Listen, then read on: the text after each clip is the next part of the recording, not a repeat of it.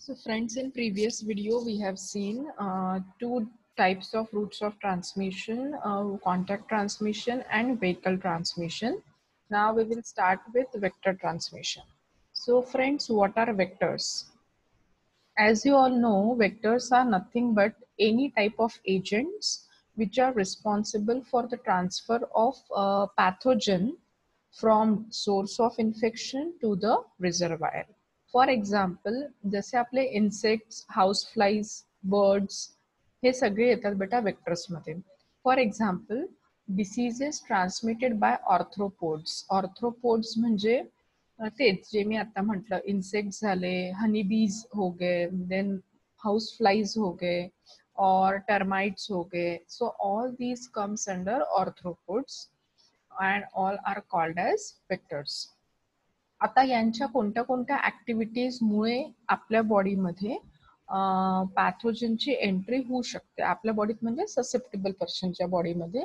For example mosquitoes बाईटमुळे किंवा कोणत्या insect जर बाईट झाला आणि तो इन्सेक्ट सपोज पहिले कोणत्या रिझर्वायर वरती बसला असेल, that reservoir or source of infection is suffering from a disease, त्यापासनं तो पॅथोजन पहिले कोणाच्या बॉडीमध्ये येईल बेटा, वेक्टरच्या बॉडीमध्ये येईल. आणि तो इन्फेक्टेड वेक्टर जर ससेप्टेबल पर्सन जवळ गेला तर तो पॅथोजन ट्रान्सफर करेल into the susceptible person at the time of biting. दुसरं आहे बेटा रिगर्जिटेशन. रिगर्जिटेशनचा अर्थ काय होतो, काही काही ऑर्गॅनिझम्स असे असतात ज्याला जे काही फूड तर खातात, ठीक आहे, पण त्याला ते पूर्णपणे डायजेस्ट करू शकत नाही, तर ते वॉमिट आउट करतात वापस इनटू द एन्व्हायरमेंट.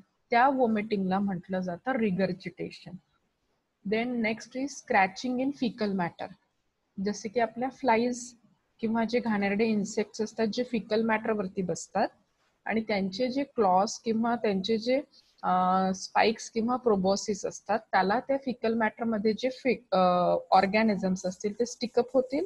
ते फिकल मॅटरवरनं फ्लाय करत करत आपल्या फूडवरती बसतील आणि ते जर कंटॅमिनेटेड फूड आपण खातो आहे तर via vectors we are eating the pathogens.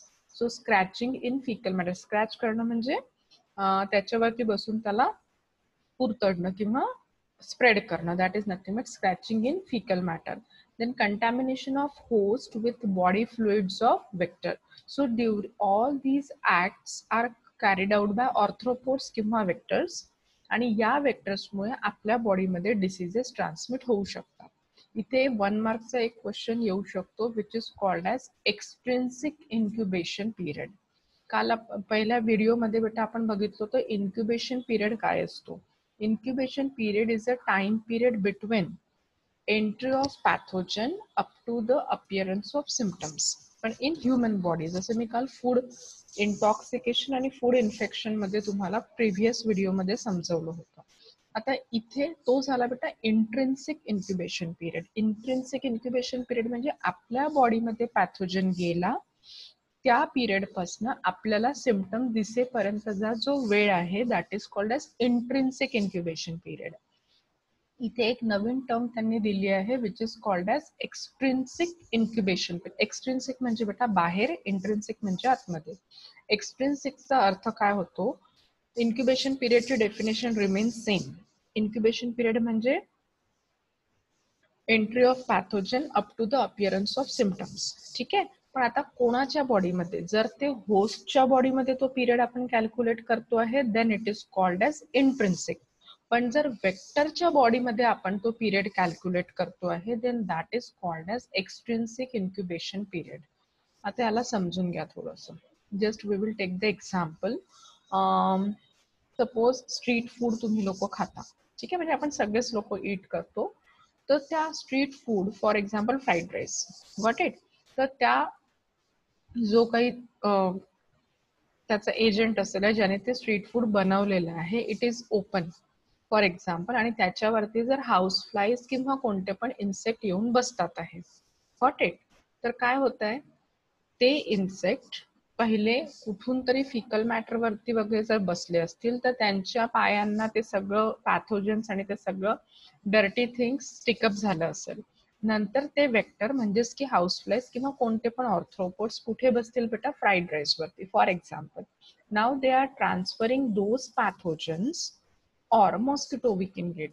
प्लाझ्मोडियमचे example तुम्हाला लोकांना माहिती आहे, मलेरिया. मलेरिया कशामुळे होतो बेटा, प्लाझ्मोडियम स्पीशीज. प्लाझ्मोडियमच्या 4 स्पीशीज आहे, वायवॅक्स, ओव्हेल, मलेरिया आणि फेल्सिपेरम. त्या केसमध्ये आपल्याला मलेरिया होतो, पण डायरेक्ट प्लाझ्मोडियम आपण खातो का, नाही. कधी होतो बेटा मलेरिया, जेव्हा मॉस्किटो बाईट होतो, पण नॉर्मल मॉस्किटो बायटिंगनी मलेरिया होत नाही. If that mosquito is infected with or if it is having plasmodium species in it. म्हणजे प्लाझ्मोडियम पहिले कोणाच्या बॉडीमध्ये जाईल, मॉस्किटोच्या बॉडीमध्ये. मॉस्किटो मग आपल्याला बाईट करेल आणि जेव्हा तो आपल्या बॉडीमध्ये ब्लड मिल घेतो तेव्हा तो सलायवाच्या थ्रू, प्रोबोसिसच्या थ्रू आपल्या बॉडीमध्ये प्लाझ्मोडियमला ट्रान्सफर करतो. 3 गोष्टी समजल्या. एक आहे प्लाझ्मोडियम, ज्याने मलेरिया होणार आहे, तो ऑर्गॅनिझम किंवा प्रोटोझोआ. तो पहिले कोणाच्या बॉडीमध्ये एंटर करेल बेटा, मॉस्किटोच्या बॉडीमध्ये. मॉस्किटो आपल्याला बाईट करेल म्हणजे आपण ससेप्टेबल पर्सन, आणि तो मॉस्किटो मग आपल्या बॉडीमध्ये कोणाची एंट्री करवतो, प्लाझ्मोडियमची. सो मॉस्किटो काय म्हणून ऍक्ट करतो या केसमध्ये, वेक्टर. लाईक वाईज जे मी प्रिव्हियस एक्झाम्पल देत होती की हाऊस फ्लाईज ज्या फ्राईड राईस वरती बसल्या असतील, ते कंटॅमिनेटेड फूड जेव्हा आपण खाऊ, त्या केसमध्ये हाऊस फ्लाईजनी आणलेला जो ऑर्गॅनिझम असेल तो फूडच्या थ्रू आपल्या बॉडीमध्ये जातो, तर मॉस्किटो किंवा हाऊस फ्लाईज काय म्हणून ऍक्ट करतील बेटा, vector. So what happens, it may be possible that मॉस्किटोच्या बॉडीमध्ये जेव्हा प्लाझ्मोडियम गेला तेव्हा पण प्लाझ्मोडियमने काहीतरी लाईफ सायकल तिथे केली असेल मॉस्किटोच्या बॉडीमध्ये. तर मॉस्किटो पहिले इन्फेक्टेड झाला आणि मग त्या इन्फेक्टेड मॉस्किटोने जर मला बाईट केलं तर मला मलेरिया होईल. तर मॉस्किटो जो इन्फेक्टेड झाला आहे प्लाझ्मोडियम मध्ये, म्हणजे त्याच्या बॉडीमध्ये पण काहीतरी सायकल परफॉर्म केली ऑर्गॅनिझमनी, तो जो सायकल परफॉर्म करण्याचा पिरियड आहे वेक्टरच्या बॉडीमध्ये, that term is called as extrinsic incubation period. Incubation period remain as it is, entry of pathogen up to symptoms appear होण्यापर्यंतचा जो टाइम पिरियड आहे that is incubation period. But if it is occurring in vectors body, then it is called as extrinsic incubation period. If it is occurring in host body किंवा susceptible person, then that is called as intrinsic incubation period. ठीक, तर याला तुम्ही define कसं कराल, time period required by the vector to become infective.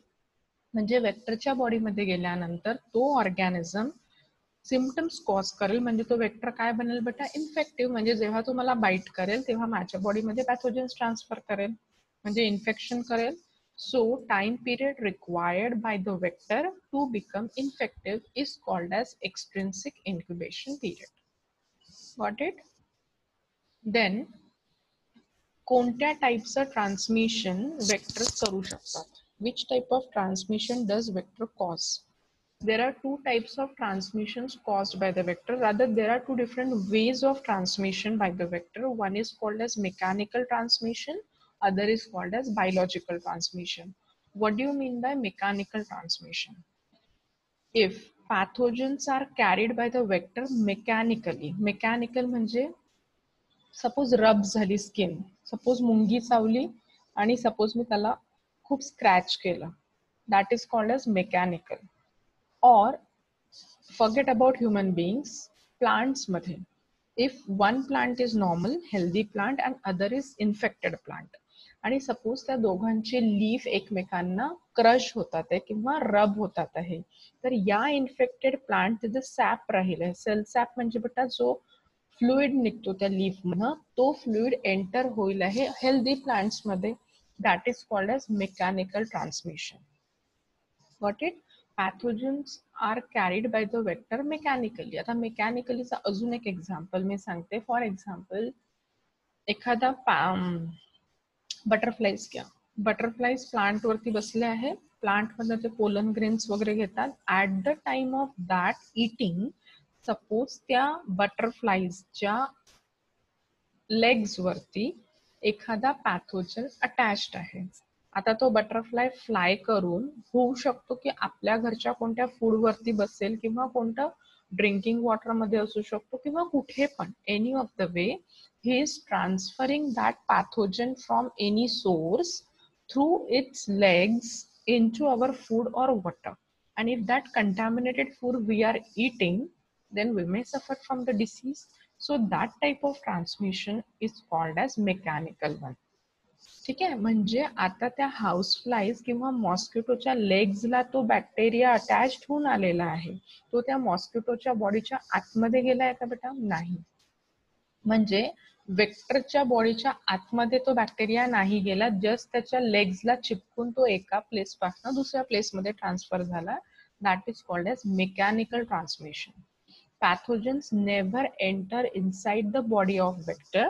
तो फक्त चिपकून आलेला आहे पायाला.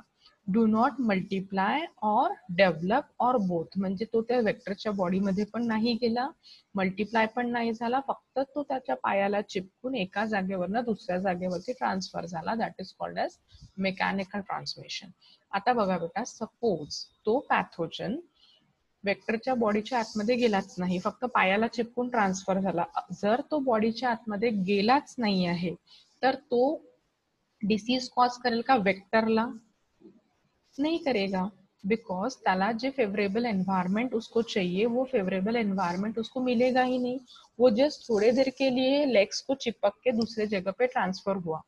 तो या केस मध्ये is there any extrinsic incubation period? Because there is no development of bacteria inside the vector, no multiplication or both. So here you have to remember one star point, that is no need of extrinsic incubation period in case of mechanical transmission. कारण की तो फक्त एका जागेवर दुसऱ्या जागेवर जात आहे बाहेरच्या साईडला चिपकून. ठीक आहे. त्याच्यामध्ये तिथे मल्टिप्लिकेशन पण नाही आहे आणि डेव्हलपमेंट पण नाही आहे inside the vector. That's why no need of extrinsic incubation period. ठीक आहे. याचं एक्झाम्पल दिलंय त्यांनी कॉलरा. कॉलराच्या केसमध्ये काय होतं बेटा, आपल्याला डिसेंट्री आणि वॉमिटिंग्स वगैरे होतात. तो basic culprit is house fly. House fly and cholera is caused by vibrio cholerae. House flies काय करतात बेटा, फिकल मॅटर वरती बसतात.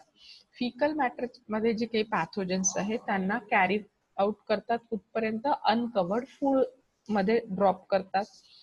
And this is a mechanical process. जी जनरली आपण बघतो की स्ट्रीट फूड खाल्ल्याने आपलं पोट खराब होतं, तर या सगळ्या गोष्टी आल्या. तर यामध्ये there is no need of extrinsic incubation period. म्हणजे यामध्ये हाऊस फ्लाईजच्या बॉडीमध्ये ते चालल्यात का ऑर्गॅनिझम? नाही, ते फक्त त्यांच्या अँटिनास किंवा लेग्सला चिपकून फूड पर्यंत ट्रान्सफर झालं. The next type of transmission is called as biological transmission. As the name suggest, biological म्हणजे काहीतरी लिव्हिंग गोष्ट इथे येईल. याच्या अपोजिट या केसमध्ये काय होत होतं, ते त्याच्या लेग्सला चिपकून ट्रान्सफर होत होते.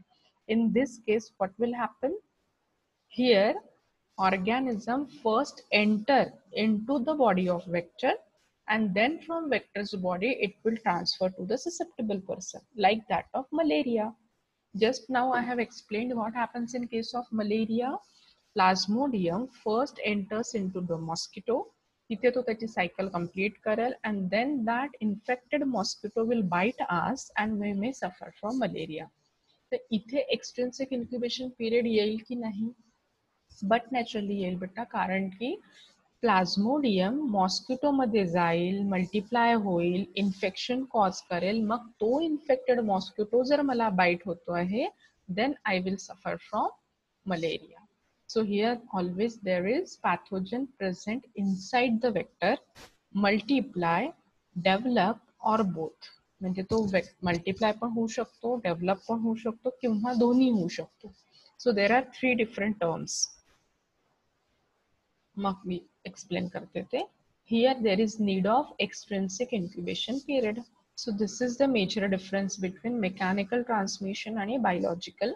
In case of mechanical transmission, there is no need of extrinsic incubation period. In case of biological, there is always extrinsic incubation period, कारण की वेक्टरच्या बॉडीच्या आतमध्ये जाईल, बॅक्टेरिया मल्टिप्लाय होईल, डेव्हलप होईल किंवा दोन्ही पण होईल.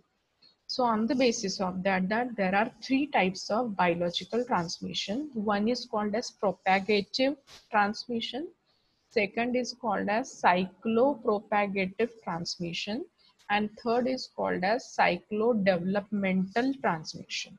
या तिघांवरती डिपेंडेंट आहे. मल्टिप्लाय होत आहे फक्त, मल्टिप्लाय होणं म्हणजे प्रोपॅगेट होणं, 1 पासून 2, 2 पासून 4 अँड सो ऑन. म्हणजे सपोज ऑर्गॅनिझम वेक्टरच्या बॉडीमध्ये जाऊन फक्त मल्टिप्लाय होतो आहे, that type of transmission is called as propagative transmission, where pathogens undergo only multiplication.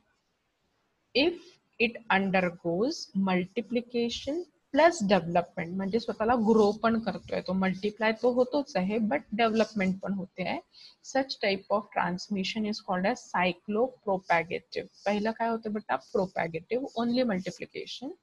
Multiplication plus development जर असेल then it is cyclopropagative. And if only development, no multiplication, एक ऑर्गॅनिझम गेला स्वतःला ग्रो करतो आहे फक्त, ठीक, then that is called as cyclodevelopmental, only development and no multiplication.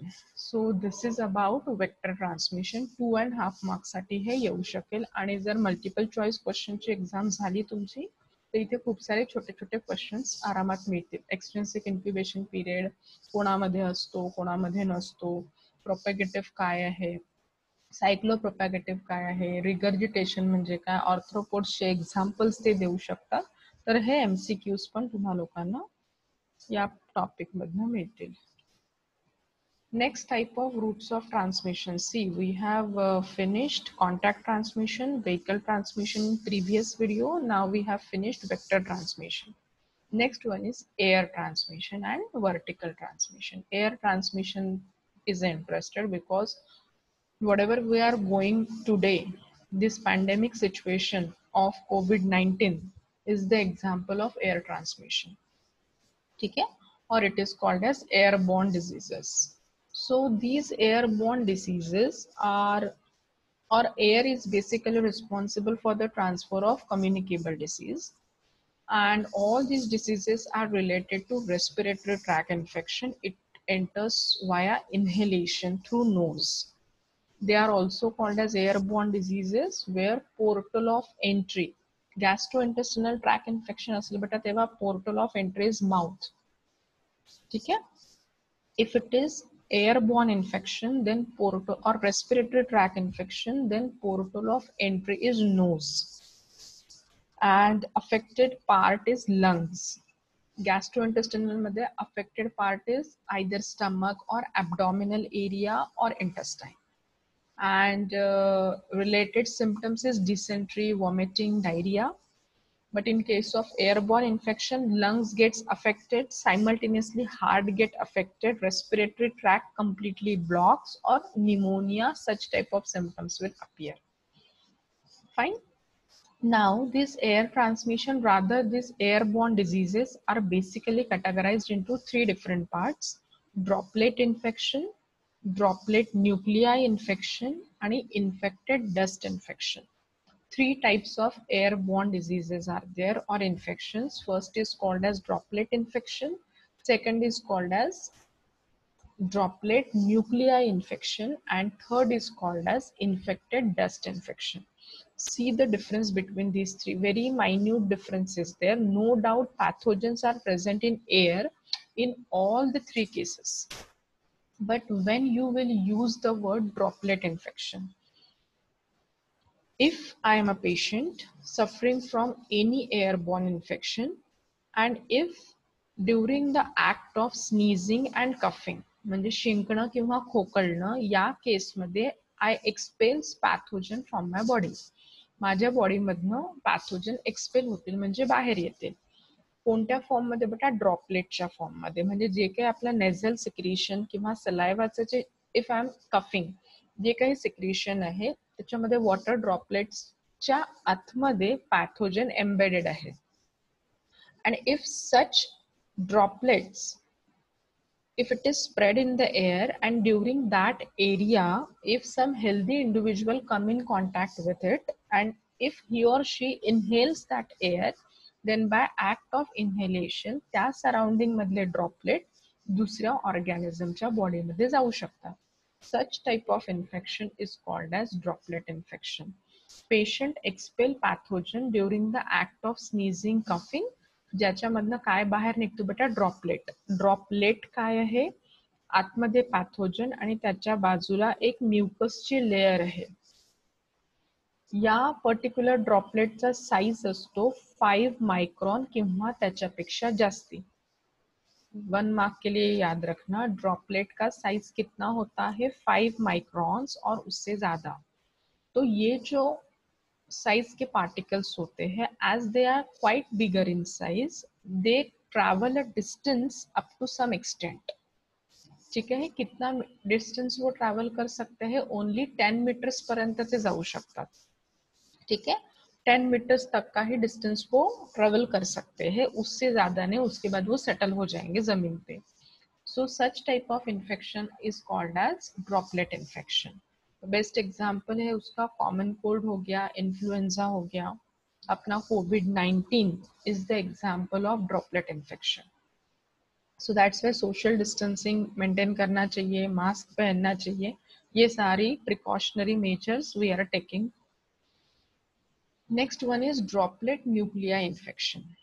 What happens? Same situation. इथून आपण सुरुवात करतो बेटा. Patient if it is suffering from such type of infection during the act of sneezing and coughing, ते droplets बाहेर येतील.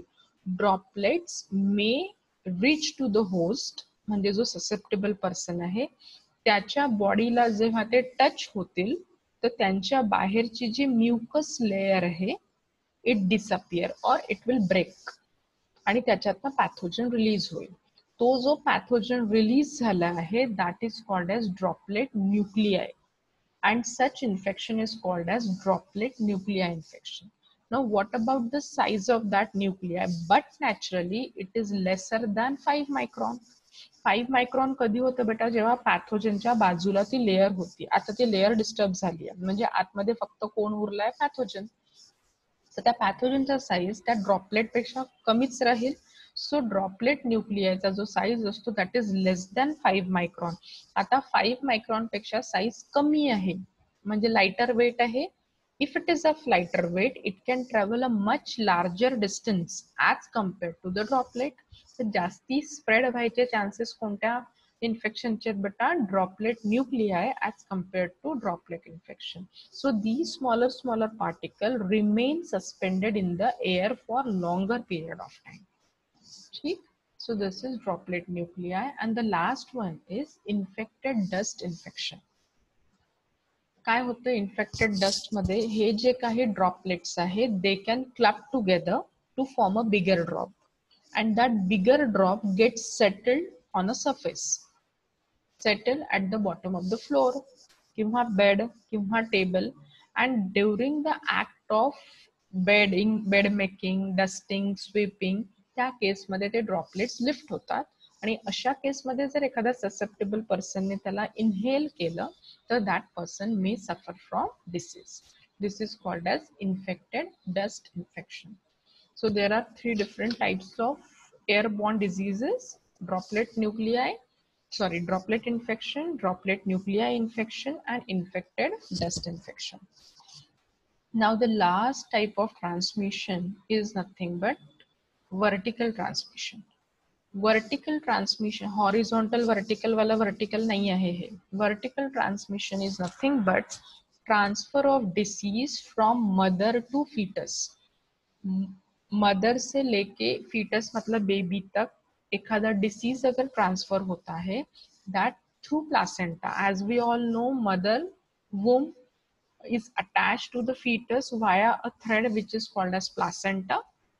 त्या प्लॅसेंटाच्या through मदरच्या body मधनं सगळं डाएट, न्यूट्रिशन, इम्यून सिस्टम के सेल्स ट्रांसफर होते हैं इनटू द बेबीज बॉडी और फीटस बॉडी जब वो यूट्रस में डेवलपमेंट हो रही है 9 मंथ का जो पीरियड होता है. Fine. So such type of, if mother is suffering from some of the infections, then that infectious agent may transfer from mother's body into the fetus body through the connection called as placenta. It is also called as transplacental transmission. So which type of diseases are transmitted from mother's body to fetus body? एक short form आहे torch, TORCH, ये 4 diseases transfer हो सकते हैं from mother to foetus.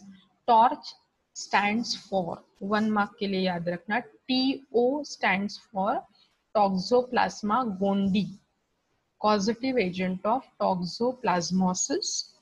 R stands for rubella virus, जो German measles किंवा chicken pox सारखेच हे मीझल्स असतात. C stands for cytomegalovirus, causative agent of meningitis, central nervous system का डिसीज होता है. H stands for herpes simplex virus. It is also related to CNS infection, that is central nervous system. Apart from these torch infections, AIDS can be transferred from mother to fetus. Syphilis, that is, we have studied this syphilis in previous contact transmission, sexually transmitted disease. If syphilis pathogen is present in mother's body, syphilis is caused by Treponema pallidum, तर तो सुद्धा transfer होऊ शकतो. Then hepatitis B virus can also transfer from mother to fetus. So friends, here we have finished our second aspect of communicable disease, that is routes of transmission. 10 marks का question if subjective paper होता है तो 10 mark के लिए question आएगा कि कोणते कोणते डिफरंट रूट्स आहे ज्याच्या थ्रू ससेप्टेबल पर्सन पर्यंत डिसीज जाऊ शकतो कोणामधनं, from source of infection. If you remember the first part, 3 aspects in diagram we have studied. See, we have finished with source of infection, then we have just now finished with routes of transmission. Now friends, think, if there is source of infection, आहे एक infected person, ठीक आहे, आणि तिथे roots of transmissions पण आहे, पण nearby surrounding मध्ये if there is no susceptible person, susceptible आणि हेल्दी मध्ये डिफरन्स आहे. If there are 2 boys, A and B, A is a healthy individual and B is a susceptible person. Both are the boys, but दोघांमध्ये मी एकाला म्हणते आहे healthy आणि एकाला म्हणते susceptible. What does it mean? Susceptible म्हणजे बेटा ज्याचा इम्यून पॉवर कमी आहे किंवा रेजिस्टन्स पॉवर जिसका कम है, he or she is more susceptible or prone to infection. Means त्या दोघांपैकी इन्फेक्शन होण्याचे चान्सेस कोणामध्ये जास्ती राहतील बेटा, ससेप्टेबल पर्सन मध्ये. म्हणजे ज्याची इम्युन, आता आपण काय करतोय, आपली इम्युन सिस्टम बूस्टअप करतोय कोविडच्या अगेन्स्ट. हे खातो, तो काढा पितो, हे खातोय, सगळं काही आपण इम्युन सिस्टम बूस्टअप करण्यासाठी घेतो आहे. म्हणजे आपल्याला ससेप्टेबल पर्सन नाही बनायचंय. We want to become a healthy individual. Susceptible person म्हणजे कोणावरती जास्त इन्फेक्शन व्हायचे चान्सेस आहे, ज्याची इम्युन सिस्टीम कमी आहे, ज्याचा रेजिस्टन्स पॉवर कमी आहे. तर अशा पर्सनला आपण म्हणतो बेटा ससेप्टेबल पर्सन. सपोज आत्ताच्या पण केसमध्ये 10 पर्सन्स तुम्ही घेतले आणि 10च्या 10 पण एकदम बढिया हेल्दी इंडिव्हिज्युअल्स आहे आणि तुम्ही कोविड व्हायरस तिथे जर सोडला, तर it is impossible for COVID or that coronavirus to infect those 10 individuals. पण त्या 10 पैकी जर एखाद्याचा जरी वीक असेल किंवा इम्युन सिस्टम कमी असेल, तर 10 पैकी त्या एकाला व्हायचे चान्सेस वाढतील. बिकॉज तो जो एक पर्सन आहे जो वीक आहे, ज्याचा रेजिस्टन्स पॉवर कमी आहे, that belong to which category? Susceptible person. So what I want to say is, to transfer the communicable disease, जितना सोर्स ऑफ इन्फेक्शन इम्पॉर्टेंट है, जितना रूट्स ऑफ ट्रांसमिशन इम्पॉर्टेंट है, उतना ही ससेप्टेबल पर्सन अगर है तो ही कम्युनिकेबल डिसीज ट्रांसफर हो सकता है from source of infection up to susceptible person.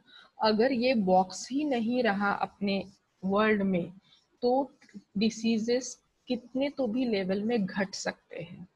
R you getting?